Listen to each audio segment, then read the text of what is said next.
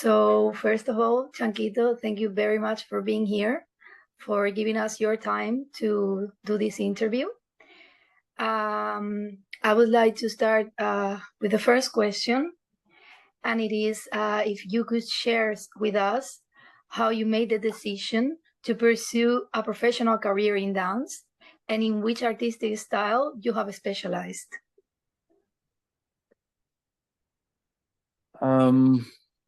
That's a nice question. The reason why I made that decision at a very young age is because I basically come from a very, very troubled background. I basically grew up in the ghetto um, back in the 90s, different time. And yeah, there was something about dance that spoke to me at a very early age, when I was 11 or 10 already. Every time my mom or brother would like go for groceries, I would turn the whole living room into a dance studio, so I could just like move and dance to music. Um, and yeah, I just really sort of felt so connected to dance, and therefore I decided to make it my future. That's really nice. And also, could you mention some of the professional projects that as a dancer you are currently involved or working right now? Um, as a dancer, in the professional projects, as a dancer, I've been in many, many, many productions. I've danced with the Dutch National Ballet for several years. I've danced with the Dutch Opera and Ballet of Flanders in Antwerp for many years. But as a professional dancer, like I've not been really on the stage that much anymore because I'm now really pursuing my acting career. Your acting career? Can you tell Yeah. us a little bit more about that? So yeah, I stopped my dancing career when I was that was in 2020,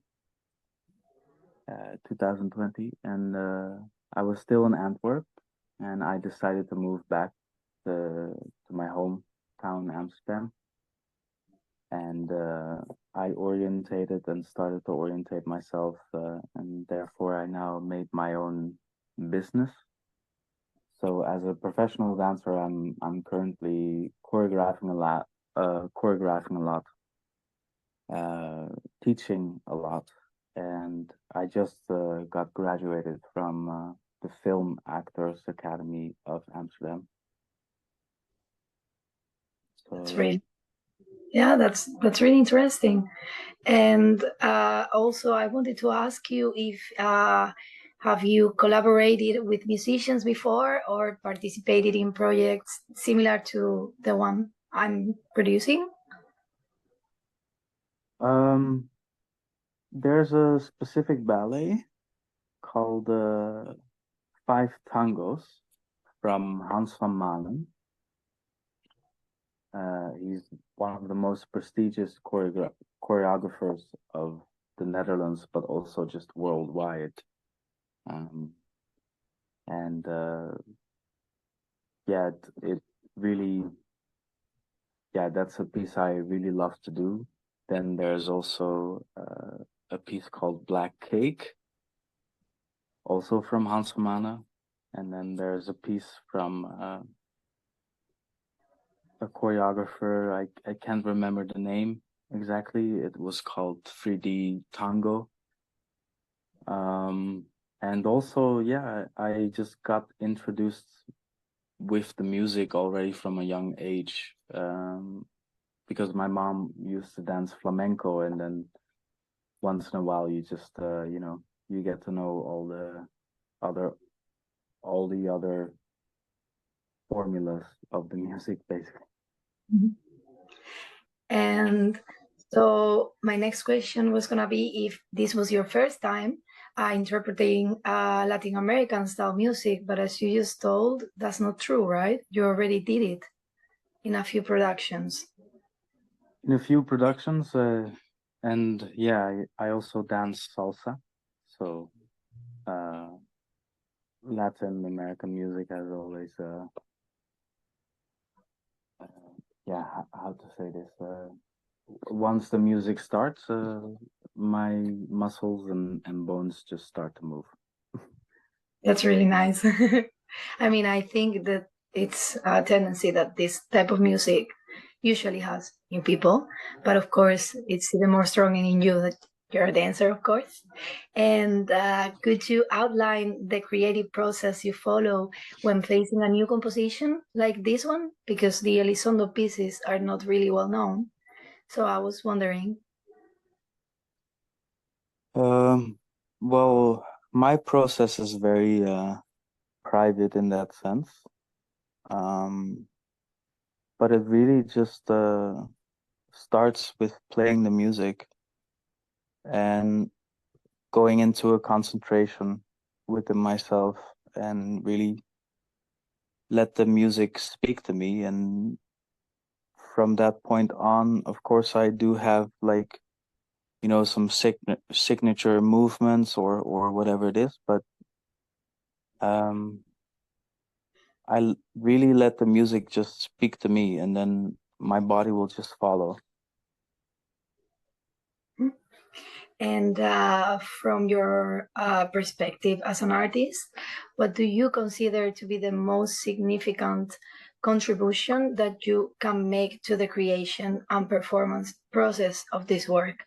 How do you think this should influence the final result of the piece?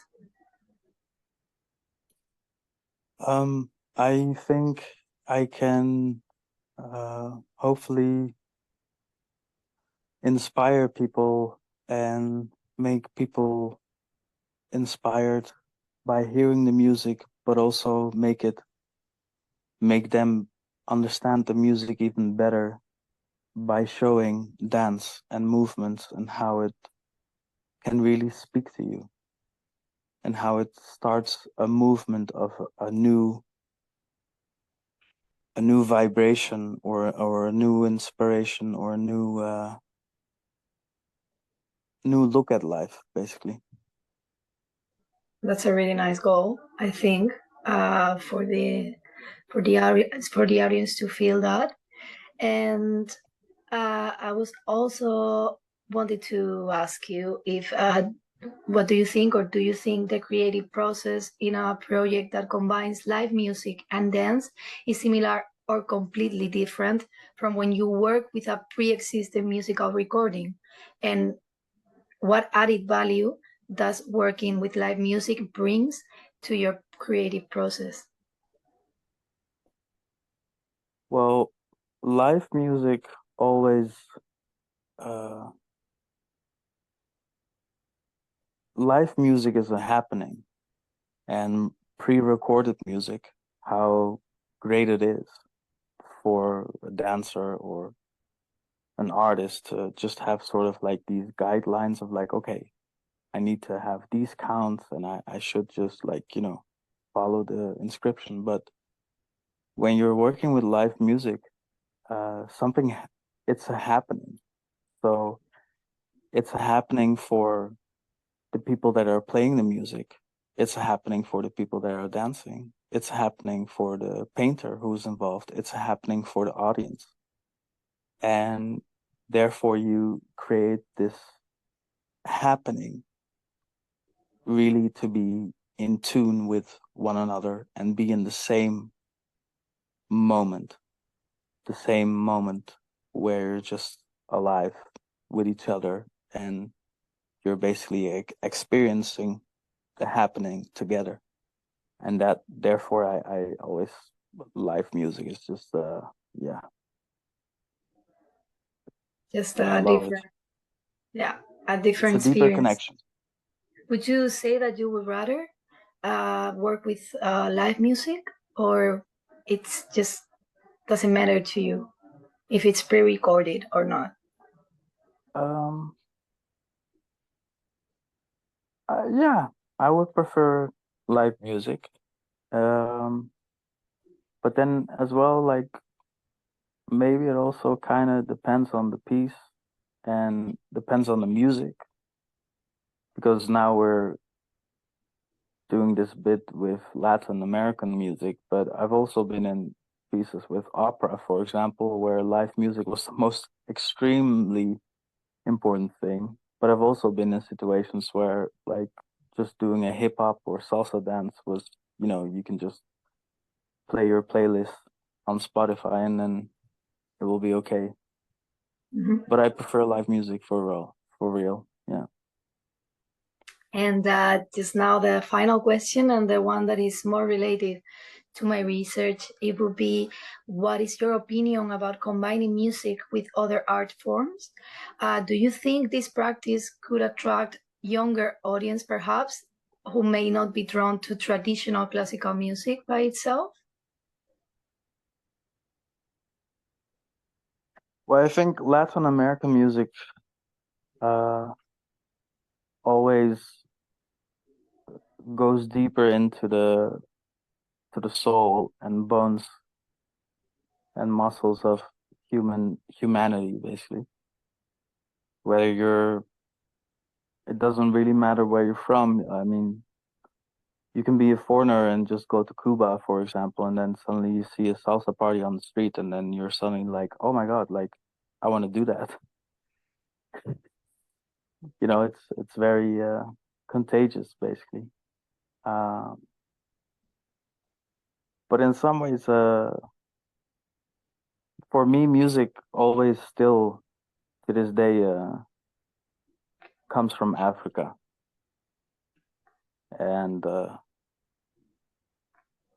once you start to realize the rhythms of the African music, then you basically also realize suddenly that it's all connected, whether it's classical music or techno or Latin American music or hip hop or soul, all the styles, they really go back to Africa. That's nice. I think you have a point in there. And well, after finishing these questions, I just wanted to thank you again for your time. This interview will be uploaded in my webpage for the curious people to check, maybe before, maybe after our final performance, that I'm really looking forward to. Thank you very much, Me Chanquito, too. uh, and see you soon. Thank you. Yes, thank you.